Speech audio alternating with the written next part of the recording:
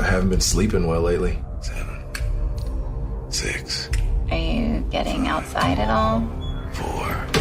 I think I'm good here. It's not healthy. 2. Hauling up like that. Just doing my video stuff. Feel free to like or subscribe. This has been Ken Barber's Long Life Tips. Ken Barber's Management Tips. Ken Barber's Divorce Dad Tips.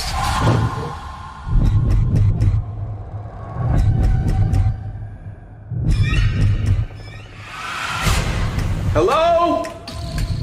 Who is it? Some folks have commented that maybe my apartment is haunted. You should for sure keep investigating. Are there any weird bloodstains on the floor? Or blood-curdling screams in the hallway? Yeah, well, I'm sorry to disappoint you, but the only weird screams are mine.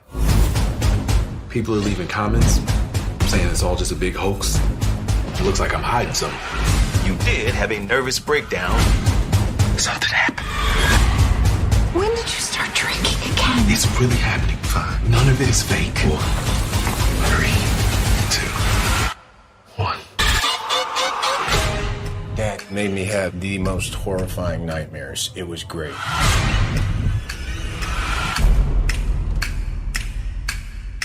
Hello, everybody, and welcome to the latest episode of Fresh Cuts. This is Mike. Joining me, as always, it's Mr. Venom. What is up, Venom?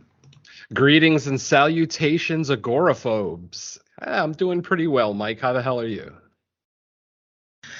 I am doing well. We are getting ready for one of those mass spring cleanings here. Fun. I assume, actually, it might not be the same for you guys, but in my city, they offer, I think twice a year, like a free curbside pickup of like any junk you would want to put down there. So it's about that time to start clearing out the garage. So Nice. I got that to look forward to. LA just has like an 800 number that you call. It's still free. You just gotta tell them that you're leaving it outside your house, and then the next morning they just pick it up. It's kind of nice. Oh, that's cool. Yeah, ours, it like you set it up online, and then it coincides with like whatever like the regular garbage day is. They schedule it for that. Nice. But it seems like very similar. All right, and then also joining us, it's Dawn. How does your curbside pickup work, Dawn? Yeah, pretty good. It's If you actually even kind have of it like, at all. yeah, no, we're just like Venom's. You have to do for us, we have to do like at least a 24-hour notice about what you're leaving out.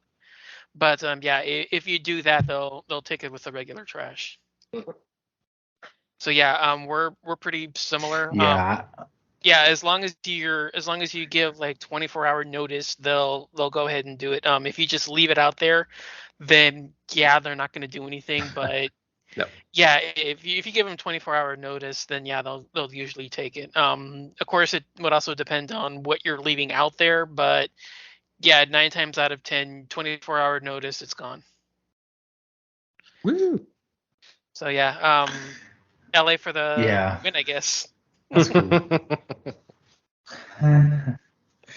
Yeah, yours is like even more friendly the way it works. But speaking of garbage, no, I don't know. Well, I guess we'll find out soon. I thought I was the king of segues. So another week went by. Technically, there was a limited release theatrical movie.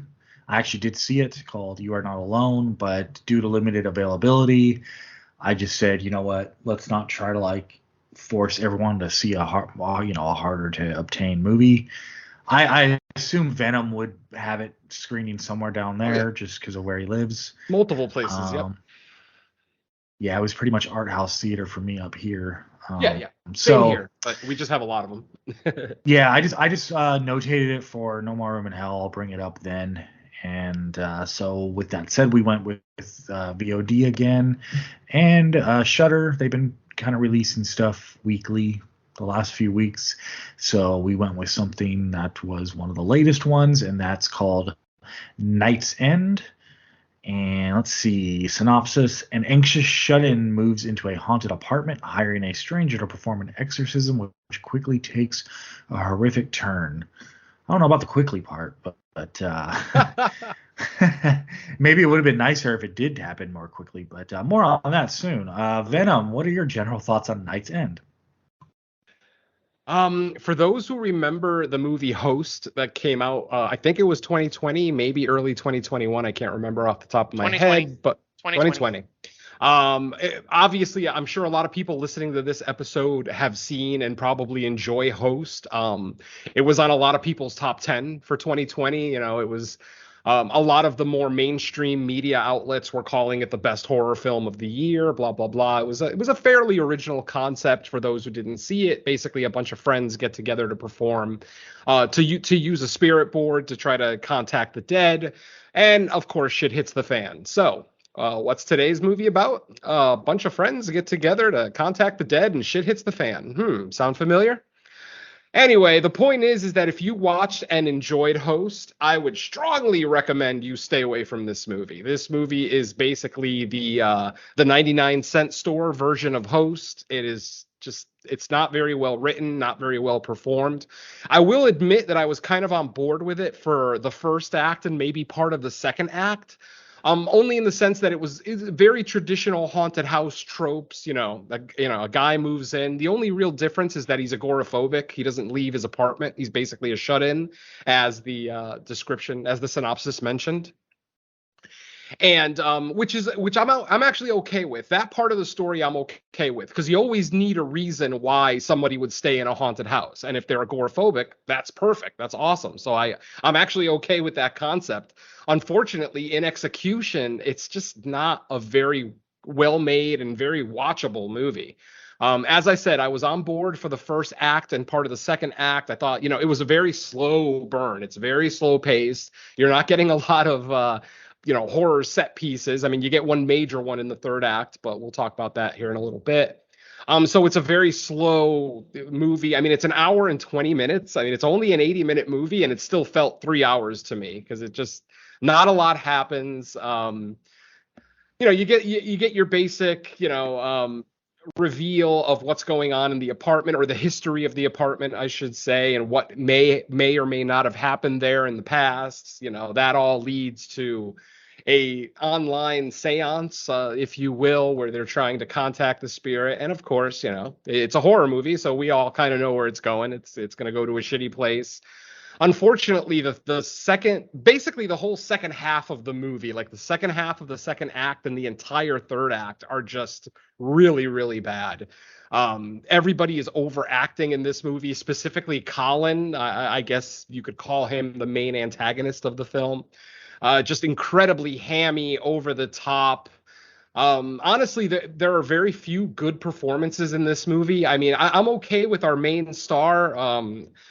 I don't think he's a known guy. He plays Ken. Geno Walker is his name. Actually, that name does sound familiar, doesn't it? Okay, he's done a lot of television, Chicago Fire, Chicago PD, stuff like that. So he has done a lot of television. I still don't know why I recognize his name, but he actually did a pretty decent job. But everyone else in this movie, and I hate to say it, but even Michael fucking Shannon is in this movie, an Oscar-nominated actor. And he's terrible. Like, I don't understand. Like, somebody must have like a sex tape of him, and they're bribing him to do movies, because there was no reason for Michael Shannon to be in this movie. He plays a goofy character. He does it in a goofy way that doesn't make him endearing or likable in any real way. He's basically a dad telling dad jokes, and it's just not very compelling. The whole movie, I'm just like, what is Michael Shannon doing here? Like, literally. Somebody has to have some dirt on him, or maybe Michael Shannon owed somebody some money, so he's like, oh, I'll do your movie. But yeah, he even gets top billing, and he is not the star of this film. In fact, he's one of the least used characters in this movie. He only really appears 2 or 3 times in the movie on a computer screen, no less. So yeah, this movie is just kind of a wreck for the majority of the film. Like I said, I was on board for the beginning, but it just kind of lost me once it started to ramp up. Once all the horror set pieces started to ramp up, it was a lot of been there, done that. And then the third act is just such an absolute mess. The overacting, the predictable ending, the twist that we all picked out about, I don't know, a half hour into the movie is just, it's not a compelling watch. It's nothing that I could possibly recommend. We were just talking before the show that it's sitting on a 3.9 on IMDb, and I personally think that's too high. I couldn't possibly give this movie more than a 3, and it would really only be for the star, who did a pretty good job. And I actually did like the character of Dark Corners. Now, he was a very over-the-top character, but for anybody who watches supernatural videos on YouTube, those hosts do kind of ham it up. Did you see that? And then something terrifying appears, so I understand that that's just how they are. So that character, I don't think really was overacting. He was doing exactly what every supernatural host on YouTube does. But just every character in this movie is just not very likable. It's a movie I can't really recommend. Ultimately, it's not scary. There are some tense moments, but there's no payoff for any of those tense moments. And then, like I said, at the end of the movie, when we get, I guess, what's supposed to be our ultimate payoff, I'm just laughing and rolling my eyes at it. And just, I couldn't believe that I actually sat here and finished it. So, yeah, Night's End does not get a high recommend from me. In fact, it doesn't get any recommend from me. So that's it for me for general. All right. Dawn, does it get a recommend from you? Not in the slightest. I'm pretty much right there with Venom, although I'm kind of the opposite. I actually wasn't into the first half just because it was so slow. I kind of found it just meandering and just going through the motions of just about any kind of haunted house, or in this case haunted apartment kind of trope. It just seemed like it was jumping the gun with, his investigations into what's going on. Everything that was, he was discovering was just way too convenient. A lot of it was just, okay, well, we got to just hurry up and get to the point, and, we got to just get to these scenes, and all of them were just been there, done that. I kind of enjoyed just, the freneticness of the third act. It kind of made it a little more enjoyable just because of how over the top and hammy it was. But I agree. There's still very little to like here, which makes sense because this is the director of the wraparound segment of VHS 94. So, I can probably tell that this is. No, I kind of had a feeling that this wasn't going to be very good based on that. So, yeah, I'm kind of. I flipped myself around from Venom, but I'm still on the same conclusion. It's just not that interesting.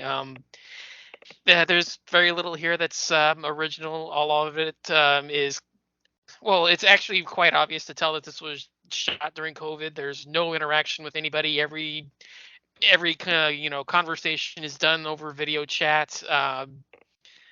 Every kind of effect looks cheap and chintzy. Even the finale, as hammy and over the top as it is, just looks underwhelming and lame. So not very impressive overall. So final thoughts. Let's just close the night on this one. All right.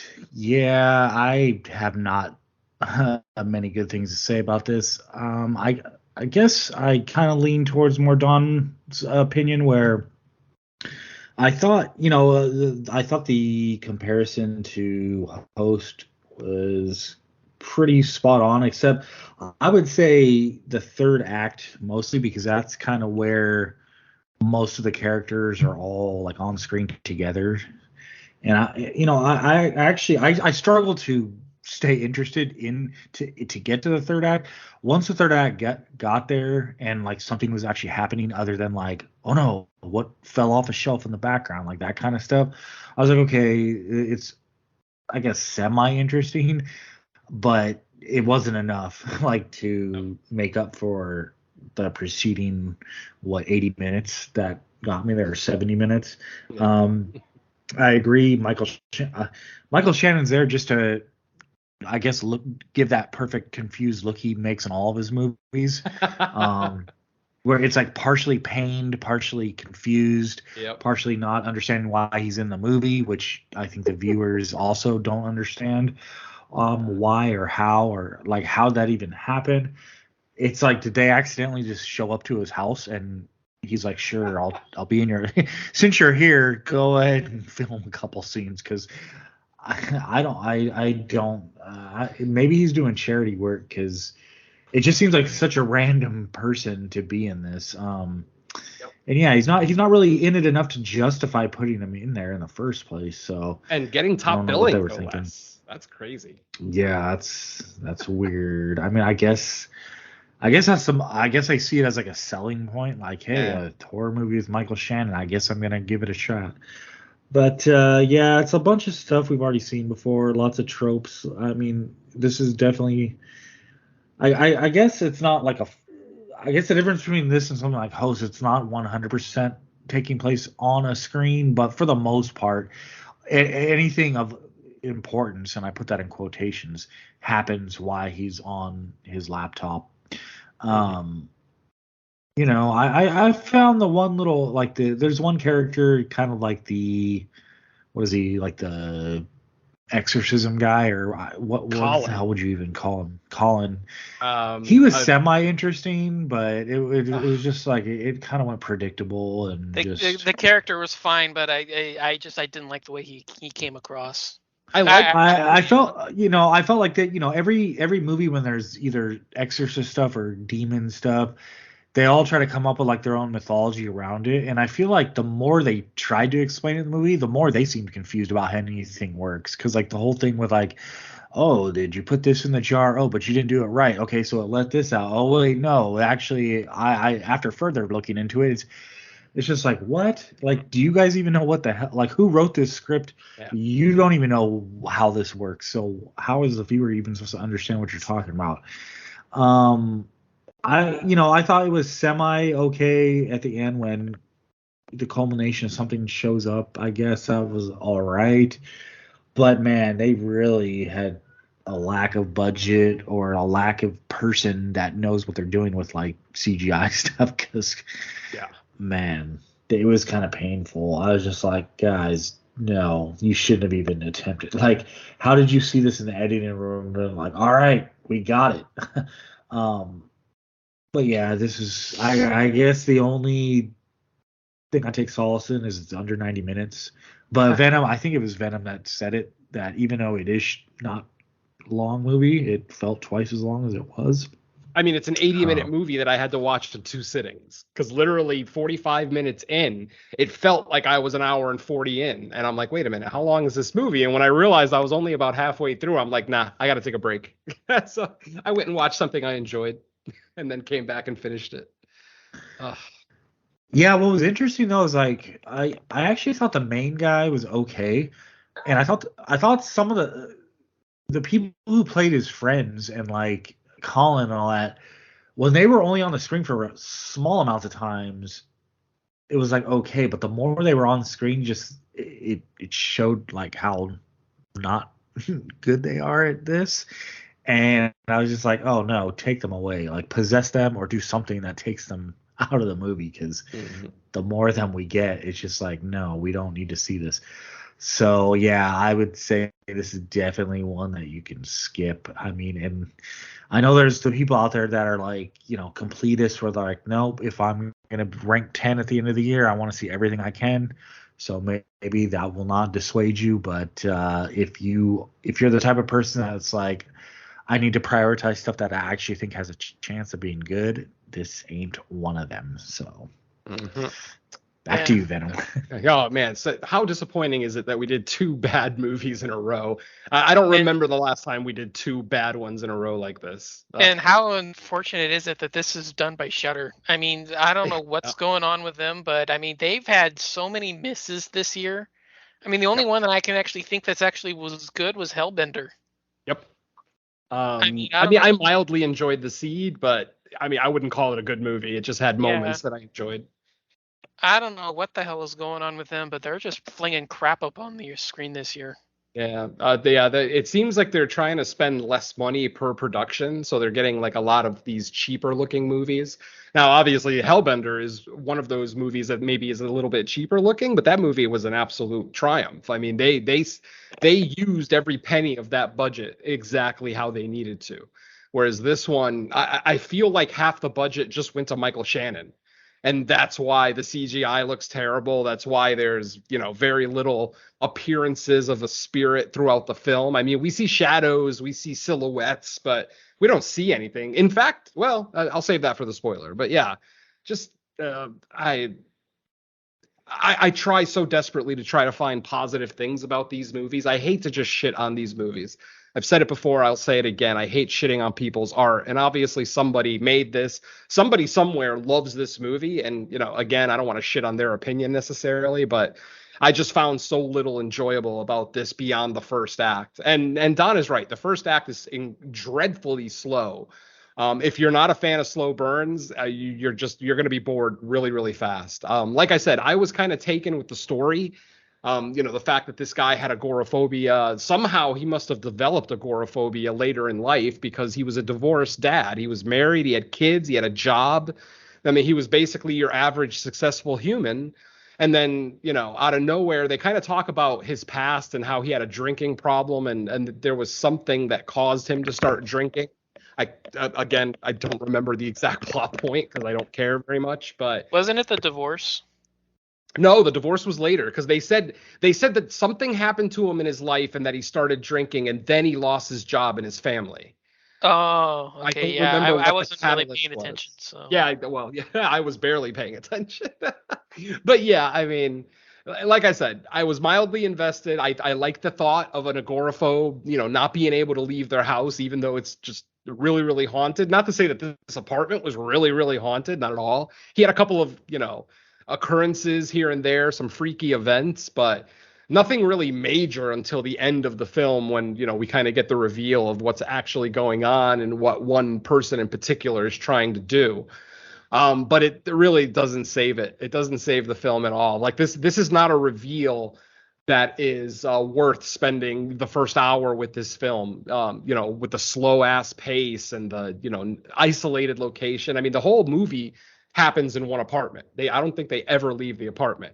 Obviously, we see people on screens in their places, in their houses, in their places of business and whatnot. But the whole movie takes place in Ken's apartment, which, usually I'm okay with isolated location movies. But, like I said, there's so many problems with this one, but I'll still say kudos to Geno Walker for his portrayal of Ken. I thought he did a great job.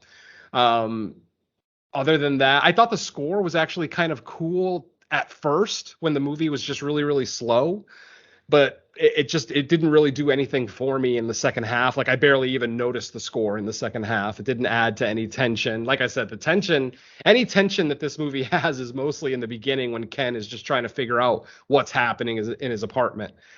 After that, once we kind of figure out what's happening, or at least what happened in this apartment in the past, the mystery is all gone, and then there's a new kind of twist, like a new mystery of what's actually happening that gets revealed to us in the third act, which, like I said, it's something that you see coming pretty early in the film. I mean, basically we get a red herring early on, and that's it. That's the only red herring we get, and that red herring turns out to be our antagonist. So yeah, it's kind of it's a weird little movie that, these are the kind of movies that I usually want to champion because, they're these little indie movies that, that are slower paced. So like, the kind of mainstream horror fans maybe wouldn't gravitate towards it. But yeah, despite me going in, hoping that I would enjoy it, trying to pull out as much positives out of it as I could, I just can't. As I said, I think the 3.9 on IMDb is maybe just a touch too high even for this, despite the positives that the movie has, the few positives the movie has. So yeah, that's about it for me. That doesn't involve spoilers that I can talk about. I mean, we've already talked, the effects, the basic storyline, everything else. There's not really a whole hell. Like I said, it's an 80-minute movie that takes place in one apartment. So not really a whole lot to discuss that doesn't involve spoilers. You guys got anything else? Not really.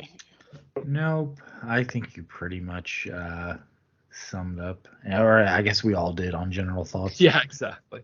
All right, so that's your final spoiler warning, folks. We're going to go ahead and talk about the movie in detail now. Not that there's a whole lot of detail to go into. Our movie opens up with Ken Barber. He is a YouTuber who is just, we see him in the process of making YouTube videos.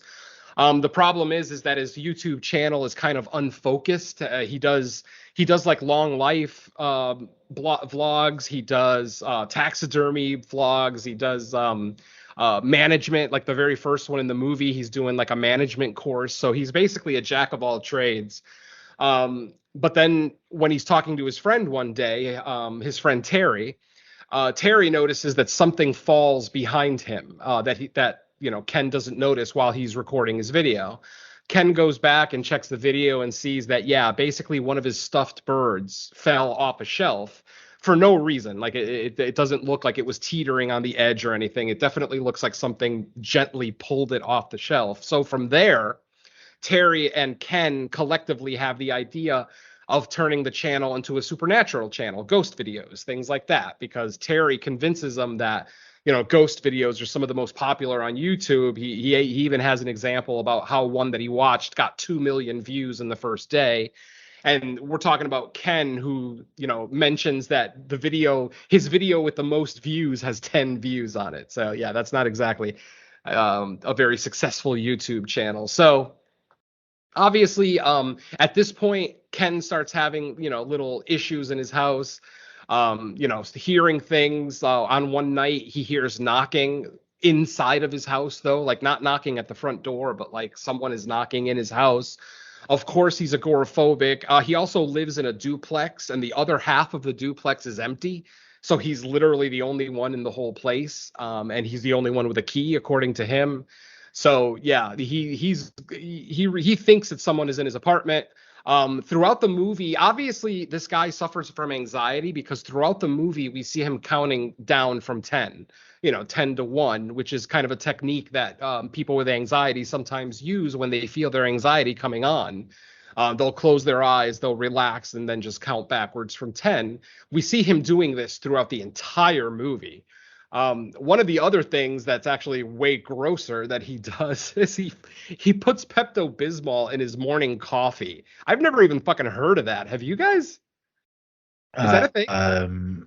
No. Well, I mean, I think I've seen in other movies where like people might mix it in a drink, but what's disgusting about it is, now I haven't had Pepto-Bismol since I was like a kid, and so this is based off of like what memories from 30 years ago. I just had it last month.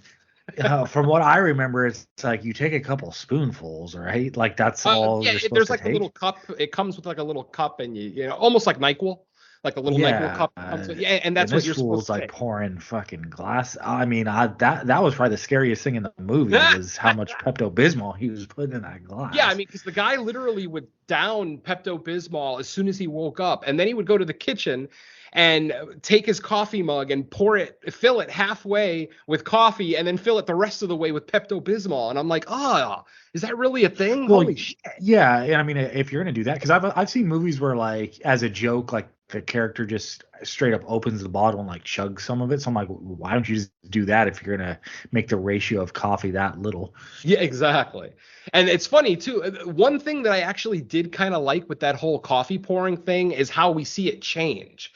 How basically the amount of Pepto-Bismol that he's putting in his coffee kind of syncs up with his psyche, like what's going on in the apartment. So early on in the film, he pours a cup that's mostly coffee with just a little bit of Pepto-Bismol in it. It almost looked like pink creamer, which is kind of weird, but yeah. And then as the movie goes along, he's putting less coffee in the cup and more Pepto-Bismol until finally the day of the ritual, he literally pours a coffee cup full of Pepto-Bismol and then just puts like a tiny little shot of coffee on top of it. And I'm just like, why even bother with the fucking coffee? Is it really is it going to change the taste of that terrible pink liquid? Really? No, it's not. Like I said, I had it last month. As much as I can't stand the fucking taste of it, it does work. If you guys have like chronic stomach issues, you get pain like periodically, Pepto is the shit. So yeah, I will vouch for it, but I will still say it tastes like absolute ass. Ugh. Anyway, so after Ken and Terry decide to turn this into a supernatural, ghost videos channel, Ken starts recording more of his videos, talking about the haunting in his house, talking about the history of the house. Ken is able to find out through some research online. Of course, he does everything online. He's a shut-in, so he basically does a little bit of research online and realizes that the building he lives in is built in 1905, so it's a very old building. And folks, if you live in a building that's over 100 years old, it's a goddamn guarantee somebody died in that building. So I mean, there's not even any real purpose in doing a search on the internet. I mean, 100-year-old building is going to guaranteed have someone die in it at some point, you know. So anyway, he does his research and he finds out that there was a girl named Roberta Wellwood who lived in that apartment. I think sometime like in the 1920s. Like it's a very, very old crime. And basically, she was accused of killing her father with an axe, or attempting to kill her father with an axe, and then committing suicide by jumping out the window. So that's the story that Ken finds online. So he thinks that this apartment is haunted by Roberta, because the father did survive the attack.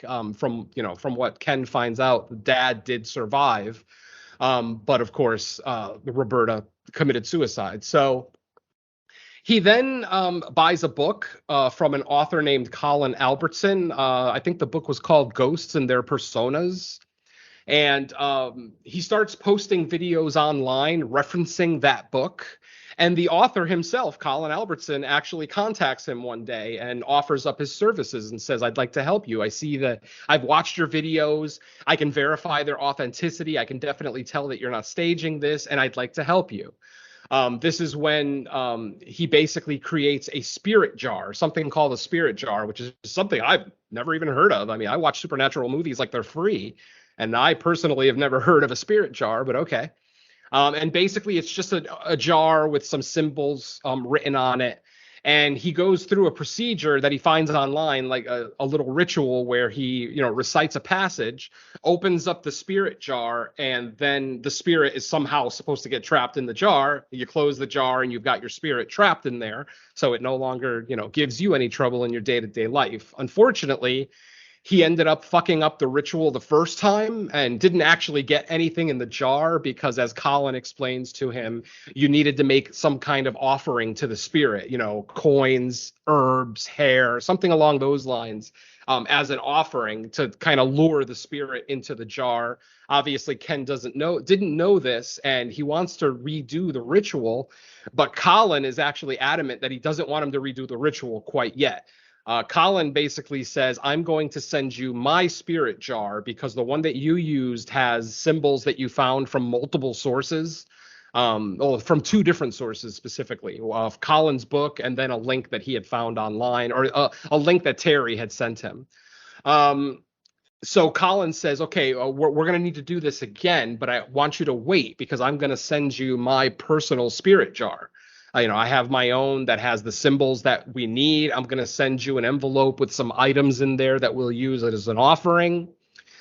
And then, hopefully they'll catch the spirit there. At this point, we're kind of introduced to Ken's ex-wife. What is her name? Kelsey. Her name is Kelsey. And her new husband, who is named Isaac, and that's who is played by Michael Shannon. Basically, the new husband of Ken's ex-wife. Apparently, they still have a good relationship. They still talk online. Obviously, we find out from the movie that Ken and Kelsey did actually have a couple of daughters, so they do have kids, so they're still connected in that sense. But they're really, really friendly. Like they're really friendly with each other, like old chums. And then even Michael Shannon is like really cool with Ken and, tries to give him advice and things like that. So it seems to be a really good relationship here. Of course, as I mentioned earlier, Michael Shannon's character, Isaac, is a giant goofball, just constantly whipping out dad jokes. And it's, as Mike mentioned, some of the faces that he makes in this movie are just ridiculous, like even more than the standard Michael Shannon look. Like he even goes more over the top with it here, but, it's kind of expected. At this point, Ken is contacted by Dark Corners. Dark Corners is actually the name of a YouTube channel on YouTube, but it's also the name of the proprietor of that channel. So he actually calls himself Dark Corners. This is the guy that I said he's a little over the top hammy, But if any of you have watched ghost videos online, recurring videos from like the same YouTube channel, you know that those hosts will kind of ham it up in those videos. So this is why I was saying I didn't mind Dark Corner's character too much, because it made sense. It was very realistic and organic. Basically, Dark Corners offers to do a live ritual on the YouTube channel, and Ken, for some reason, agrees. And he ends up getting Colin's spirit jar and the envelope of items in the mail just before the day of the ritual. There's a note inside that says, "Do not open this until we are about to do the ritual." Blah blah blah. And then comes the night of the ritual, and on this night, basically Dark Corners gets everybody together that's already been in the movie. He gets Terry, he gets Kelsey, Isaac, Colin, and Ken, and then there's one extra guest. His name is Lyndon Knight. Lyndon Knight is played by Theo Germain, who's a non-binary actor. He in this movie, he is very non-binary. Like, at first I didn't, I hate to sound ignorant. I hate to sound like that crotchety old man, but yeah, I had no idea if that was male or female at first. Even Lyndon seems like it could be kind of a unisex name, but whatever. But I actually did research the actor, and the actor is non-binary. They use the they, them pronouns. So the character they play is basically, themselves. So we've got our we've got all our parts assembled. And just like in Host, they get together to do this spirit ritual. Obviously, and throughout the film, we see Colin kind of, make certain statements or, make certain looks into the camera that makes him seem like a red herring, like he's maybe more aware of what's going on than he's actually implying. We'll find out a little bit more about that as we go. So like I said, it's the night of the ritual, and basically Ken opens up the spirit jar that was sent to him by Colin, and live on YouTube, he opens up the envelope of items that he was sent. Basically, he was sent a piece of broken mirror. I can't remember every single item, but the one item that is kind of like the horrific part of this whole thing is there is a human thumb in the envelope of items that he's supposed to use as an offering for the spirit. And then Colin puts his hand up on the camera and says, "My thumb." Yes, Colin cut off his own thumb and sent it to Ken to perform this ritual. Like, obviously at this point we know this is not normal. This there's obviously something going on. We get multiple hints throughout the film that Colin maybe isn't exactly what he seems. At one point, Dark Corners asks him, "You've been gone from the scene for so long. Where have you been?" And he kind of just gives like a cryptic answer about some, legal issues that he has, but doesn't actually give like a good answer. At one point, he talks about the research that he did into the apartment and says that he found additional information that other people didn't know about, that the general public doesn't know about.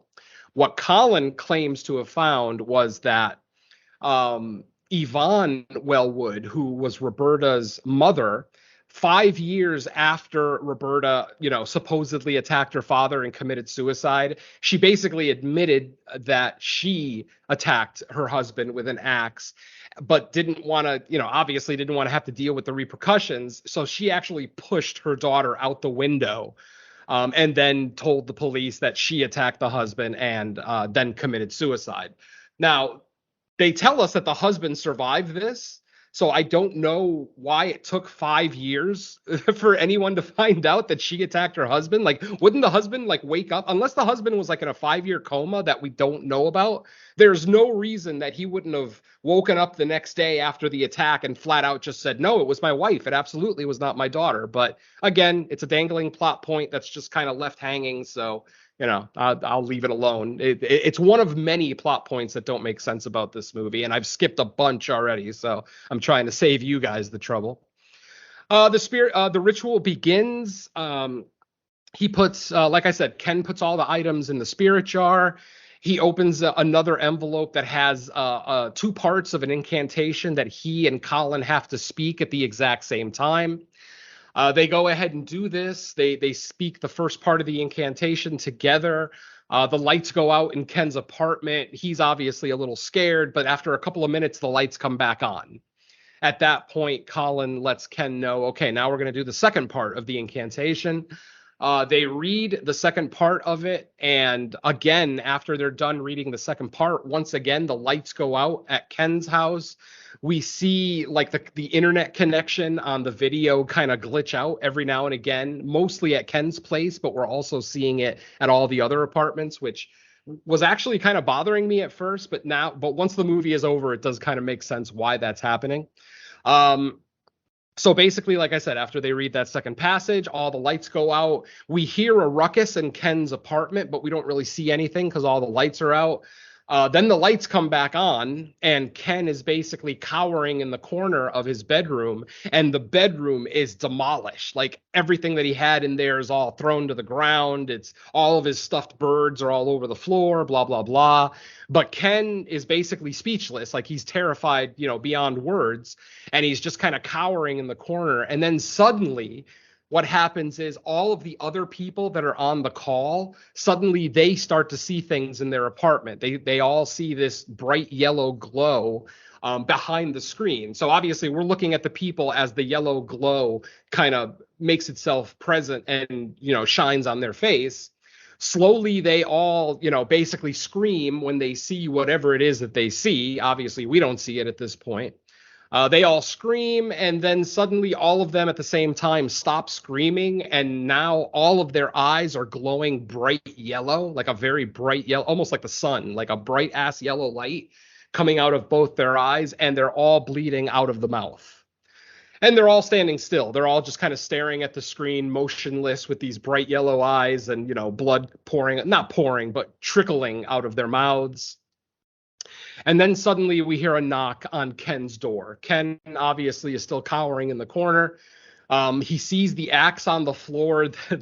Why the axe is there, again, another one of these stupid plot points. Apparently Roberta or Aaaaand, somebody attacked their husband with an axe and then left the axe in the apartment, and apparently it's still fucking there. So I don't know. I guess the point is that they're trying to say that Roberta and or Aaaaand brought it back from them from the spirit world, and somehow it materialized, and there it is in his apartment. But whatever, I'll get past this.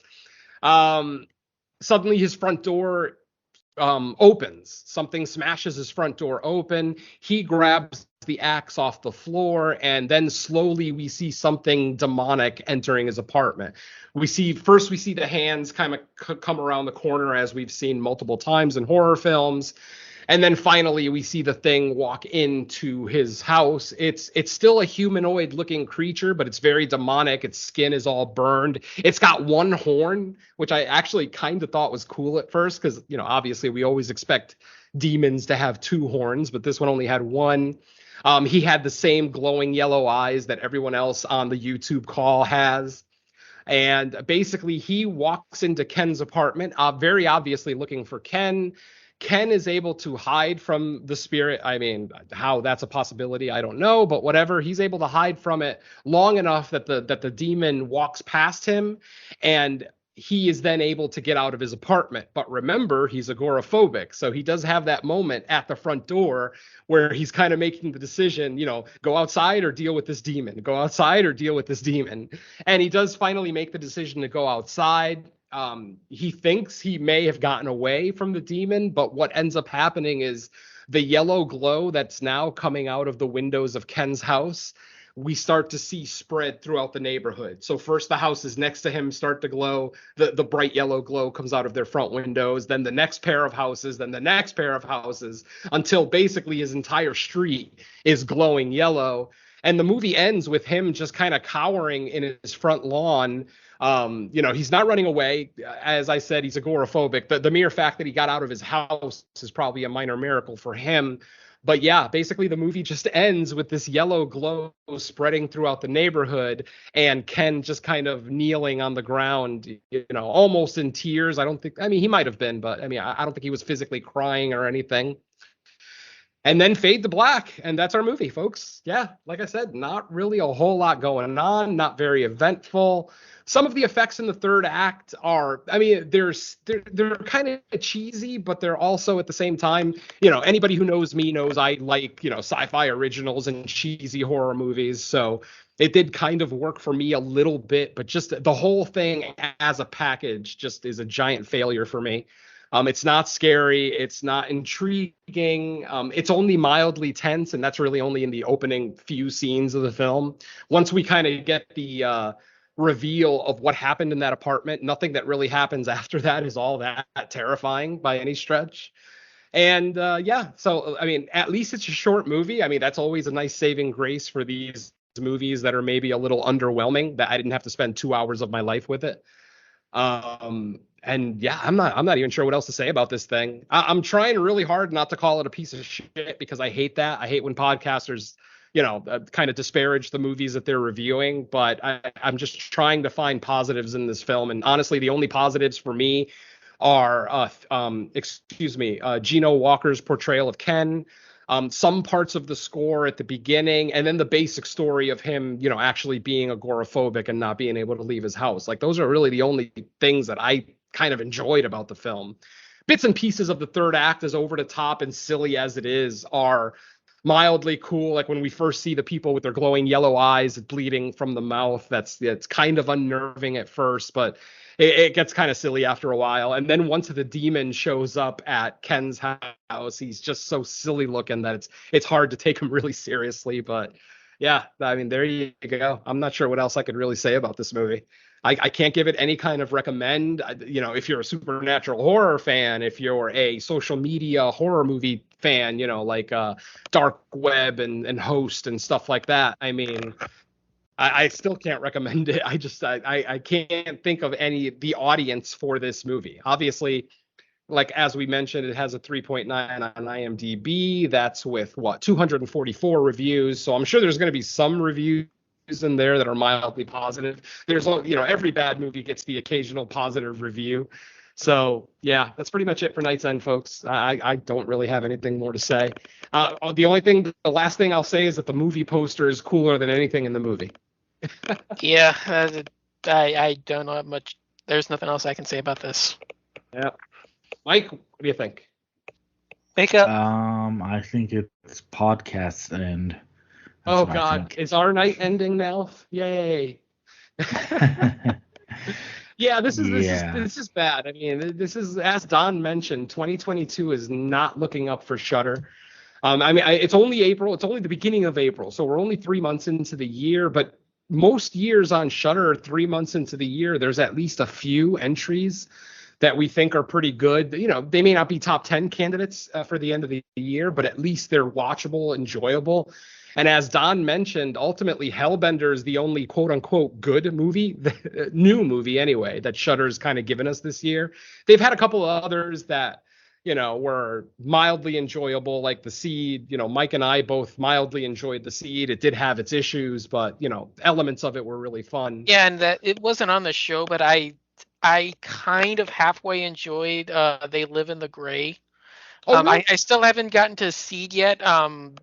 They Live in the Gray is okay. I will say it's okay. I probably give it maybe a 5 or a 6, but it's way too long and it's way too familiar. It's another one of those tragedy, family trauma tragedies that, seems to be all the rage these days. When it delves into the horror stuff in the third act, it's not bad, but it's a 2-hour film that didn't need to be, because it's burdened by too much, family trauma stuff. It's a supernatural take like Antlers. So yeah, it's okay. And I mean, I'm trying to, be as polite as I can about it. I'm saying it's okay, but it's not something that I would really say is like a definite must watch, much like Hellbender is a must watch. I thought that one was, just awesome, but yeah, those to me are the top 3. Would be Hellbender, They Live in the Gray, and then what was that other?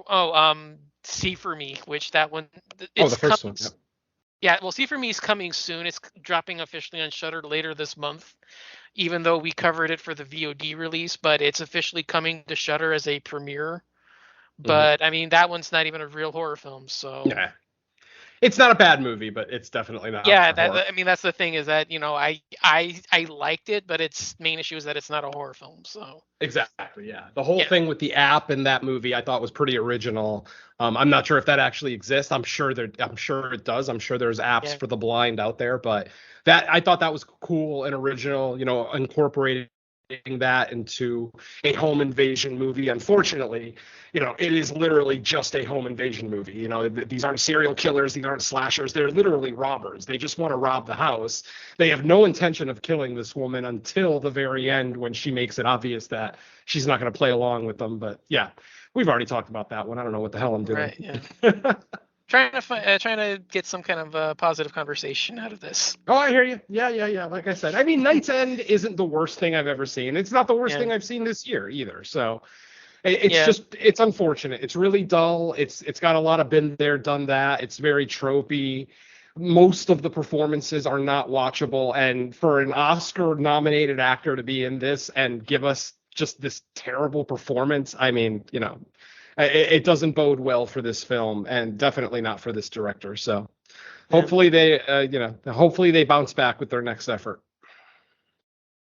And if you want to give them a third effort, because this is the second one in a row that hasn't been that good, because this is the one that did the wraparound for VHS 94. So right, yeah, the worst part of VHS 94. Well, hopefully we'll bounce back next week with a better movie to talk about. Oh God, yes. I hope so. Fuck it. Let's just review The Return of the Living Dead and say it's a new movie. I'm in. It's new to me. I haven't seen the 4K. Oh, there we go. Hey, Alligator just came out with a 4K. We can review that. Oh wait, we already did that. Forget it. Yeah. We can do dog. All right, Mike, get us out of here. Yeah.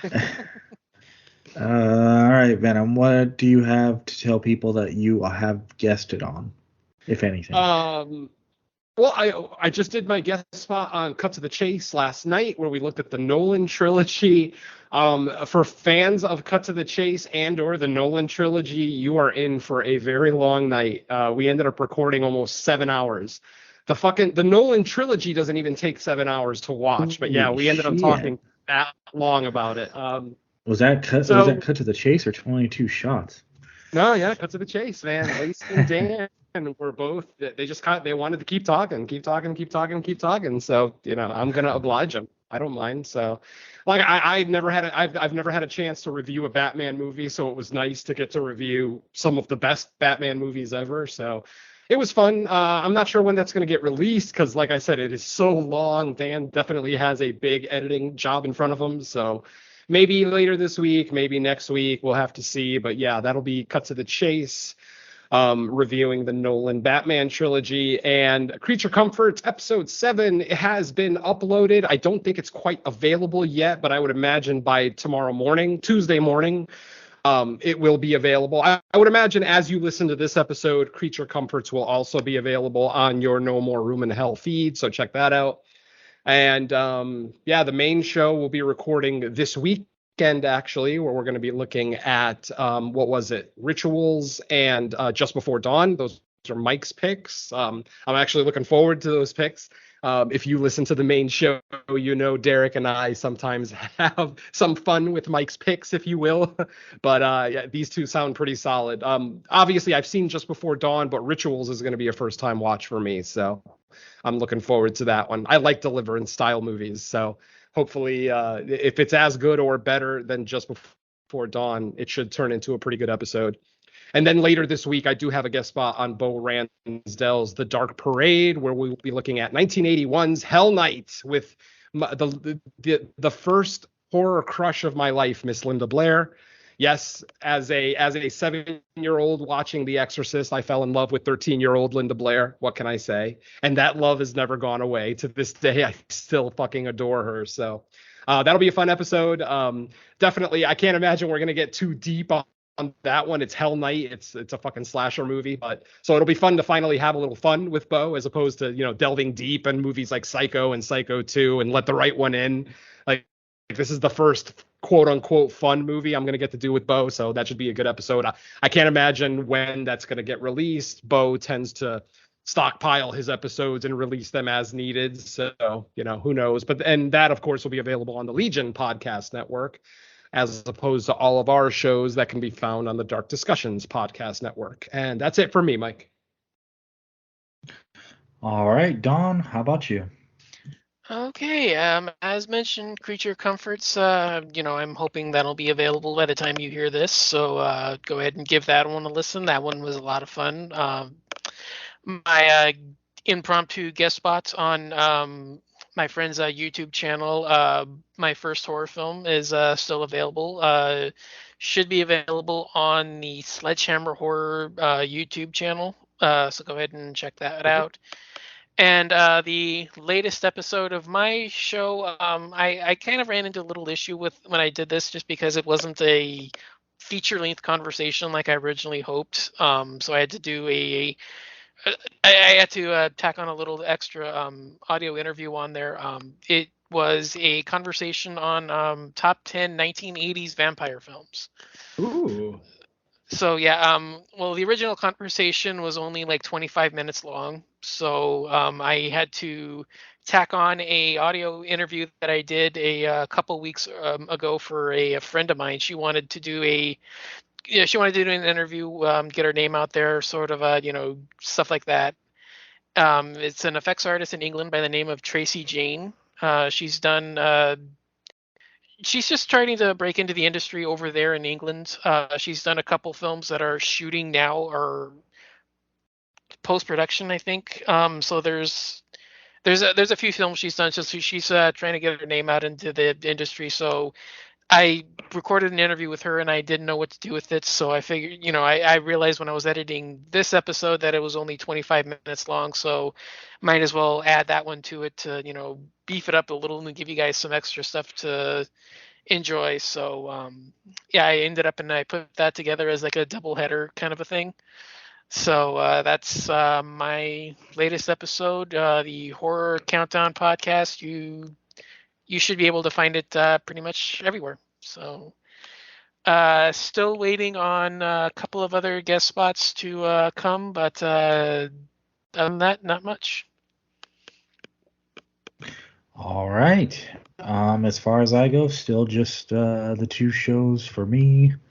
Yeah, that's it. Venom already mentioned No More Room in Hell coming up soon. And as far as Fresh Cuts goes, I don't think there's anything hitting theaters this week, is there? No, nothing until the 22nd for theaters.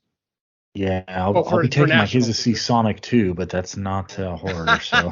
Well, it might be horrible, so it might fit.